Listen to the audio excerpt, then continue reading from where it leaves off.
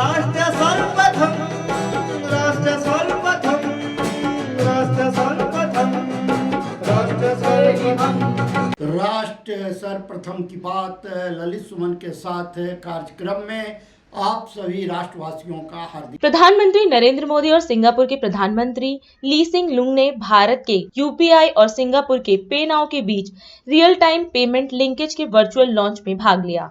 भारतीय reserve bank के governor Shaktikanta Das और सिंगापुर के मौद्रिक प्राधिकरण के प्रबंध निदेशक रवि मेनन ने अपने अपने मोबाइल फोन का उपयोग करते हुए एक दूसरे के साथ लाइव सीमा पार लेन देन किया। सिंगापुर पहला देश है जिसके साथ सीमा पार व्यक्ति से व्यक्ति भुगतान सुविधा शुरू की गई है। यह सिंगापुर में भारतीय डायस्पोरा विशेष रूप से प्रवासी श्रमिकों छात्रों की मदद करेगा और सिंगापुर से भारत में तत्काल और कम लागत वाले धन के हस्तांतरण के माध्यम से डिजिटलीकरण और फिनटेक के लाभों को आम आदमी तक पहुंचाएगा। प्रधानमंत्री ने इस अवसर पर बैठक को संबोधित करते हुए कहा कि यूपीआई भारत का सबसे पसंदीदा पेमेंट का तरीका बन चुका है और जनता और व्यापारी दोनों ही इसे अपना रहे हैं। भारत और सिंगापुर के मेरे साथियों, भारत और सिंगापुर की मित्रता बहुत पुरानी है, समय की कसौटी पर हमेशा खरी उतरी है। यूपीआई पे नाउ लिंक का लॉन्च आज दोनों देशों के नागरिकों के लिए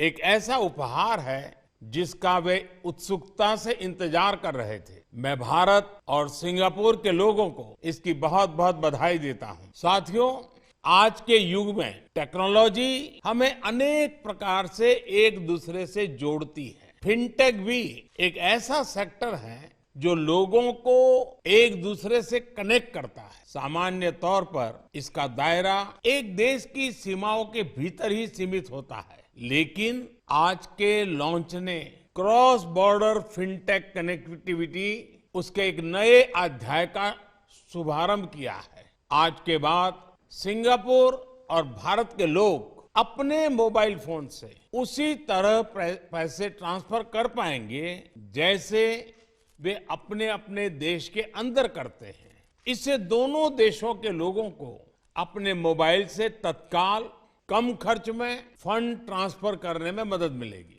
इस सुविधा से दोनों देशों के बीच रेमिटेंसीज का सस्ता और रियल टाइम विकल्प संभव हो पाएगा। इसका हमारे प्रवासी भाई बहनों, प्रोफेशनल्स, स्टूडेंट्स और उनके परिवारों को विशेष रूप से लाभ होगा। फ्रेंड्स, बीते वर्षों में भारत ने इनोवेशन और मॉडर्नाइजेशन के लिए उचित वातावरण बनाने को सर्वोच्च प्राथमिकता दी है। हमारे डिजिटल इंडिया प्रोग्राम से देश ईज ऑफ लिविंग में भी बढ़ी है और ईज ऑफ डूइंग बिजनेस भी बढ़ा है। इससे डिजिटल कनेक्टिविटी के साथ फाइनेंशियल इंक्लूजन को भी अभूतपूर्व गति मिली है। डिजिटल इंडिया अभियान ने गवर्नेंस और पब्लिक सर्विस डिलीवरी में अभूतपूर्व रिफॉर्म्स को भी संभव बनाया। ये भारत के डिजिटल इंफ्रास्ट्रक्चर की ही ताकत है कि कोविड पैंडेमिक के दौरान हम करोड़ों लोगों के बैंक खातों में सीधे पैसे ट्रांसफर कर पाए।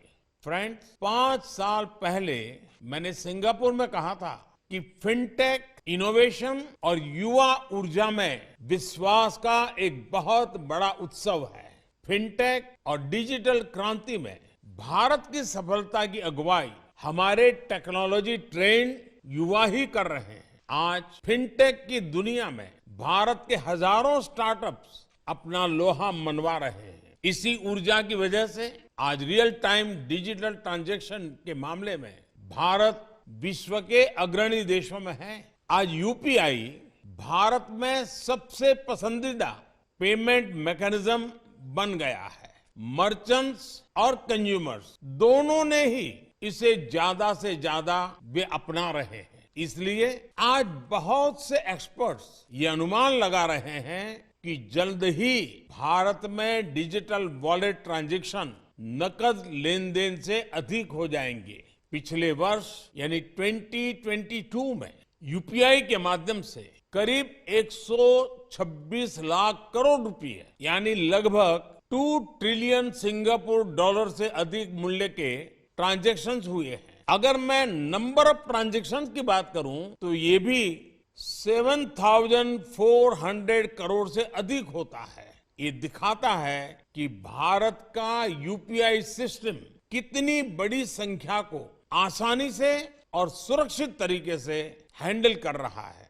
अच्छा ये भी कि विभिन्न देशों के साथ यूपीआई की पार्टनरशिप भी बढ़ रही है। सिंगापुर पहला देश है जिसके साथ आज person to person payment facility launch हुई है। मैं सिंगापुर की मॉनेटरी अथॉरिटी, भारत के रिजर्व बैंक और इस प्रयास को सफल बनाने में जुड़े सभी लोगों का हार्दिक अभिनंदन करता हूं। मैं दोनों देशों की जनता को फिर से बहुत बहुत बधाई देता हूं। राष्ट्र सर्वप्रथम की बात ललित सुमन के साथ कार्यक्रम में हम आपसे आज यहीं विदा लेते हैं। अन्य खबरों के लिए आप बने रहें।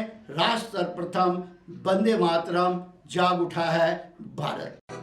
राष्ट्र सर्वप्रथम, राष्ट्र सर्वप्रथम, राष्ट्र सर्वप्रथम, राष्ट्र सर्वप्रथम।